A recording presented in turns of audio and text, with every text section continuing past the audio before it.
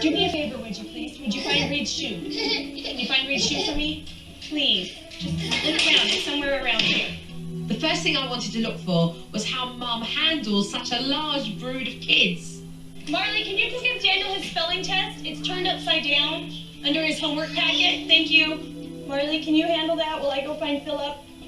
It's really tough for Mum to deal with all these kids, so she needs Miley to be mini Mum to help her.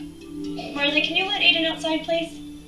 It's a very common practice for firstborns to have the responsibility of looking after all their younger siblings. Run and grab Reed's zipper cup from the bedroom out of his crib. Miley is the oldest child, which leads to Mum putting pressure on her.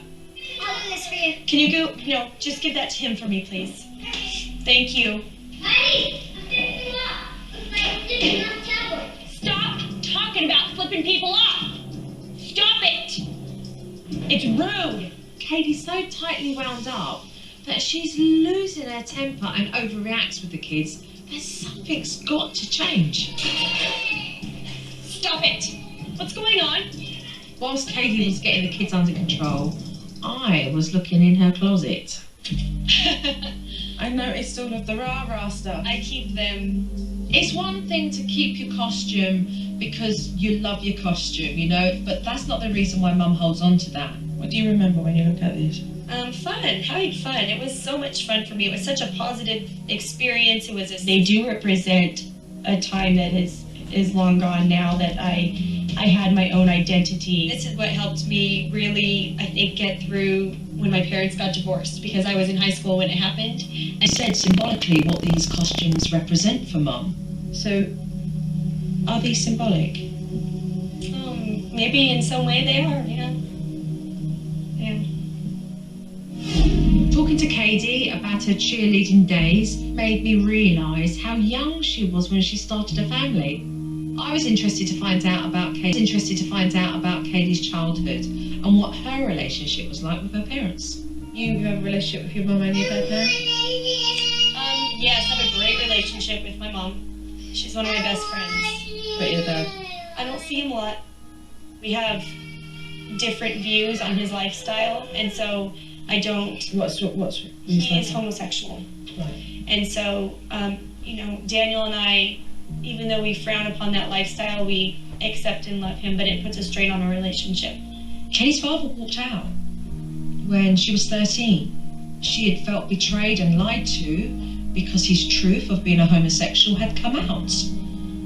And that had shattered her family. The man in your life, your father, then chooses to leave. And the commitment with your mother is no longer there. But he didn't show commitment with you either, right? I feel the need to have my dad be an active part of my life and pursue a relationship with him. It was something that Daniel and I had discussed before, but there was always that, restriction put on what I could allow, because Daniel wasn't comfortable with that, and that went against his inner, beliefs as to what is right. And he's very much a black and white thinker. And so when he was gone, it was just, the stress of trying to survive with my mom.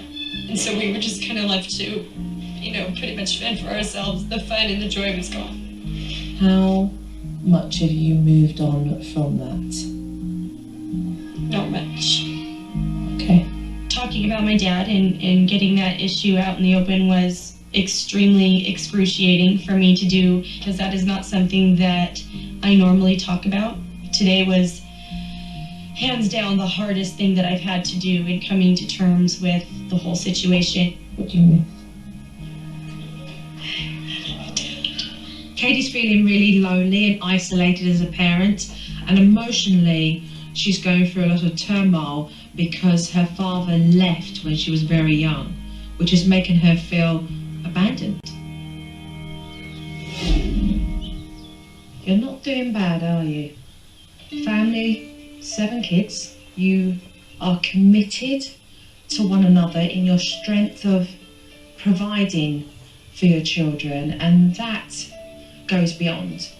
But even when the tough gets going, you muster through and deal with it the best that you can.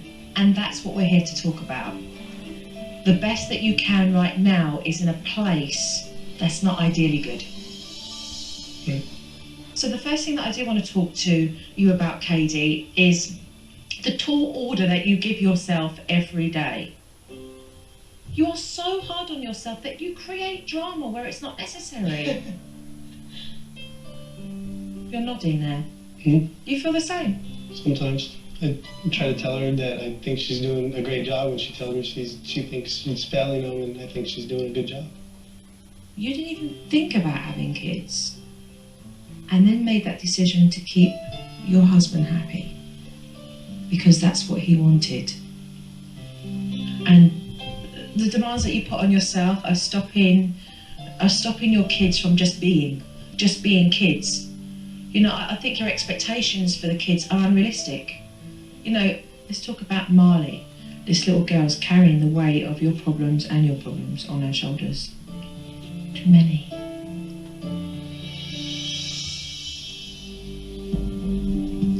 It wasn't her choice to be in a family of 7. It was your choice. And your choice of having a big family is your responsibility. It's not working. It's not working and it needs to change. Just change it. ADHD. Daniel, diagnosed with this condition. Understanding Daniel's medical condition is so important for the pair of you. But you choose time and time again to forget that he has ADHD, that he's going to get hyperactive. It's not to say that it won't get better, but you forget. So you scream at him and you shout at him. All that does is create this defiancy in Daniel. It doesn't bring resolution.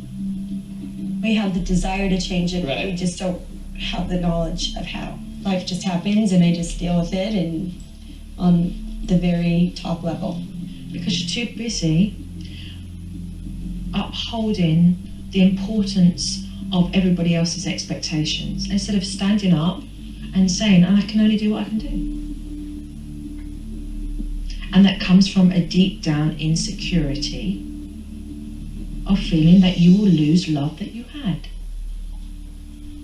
I have to bring this up. Your father is so relevant in this. But you're not willing to accept the way he is. His sexuality has nothing to do with his ability to love his daughter. But his abandonment does. But if he's being pushed because he's being told that his sexuality does not belong in this home, then how can he make that bridge as well? You're torn. You're torn because you love your father and you want to build a relationship with him, but you seek permission from your husband to do that. What is it? Say it. I need you to get over the having a problem with homosexuality. I need you to let it go. And you know I'm not happy about my dad's choice, and I never will be. But what? But he is my dad. And what? I need him. And what? And what? Tell him. And what? I just need you to realize that he's my dad, and I need you to respect it, and I need you to try not just to be cordial. I can try. Right?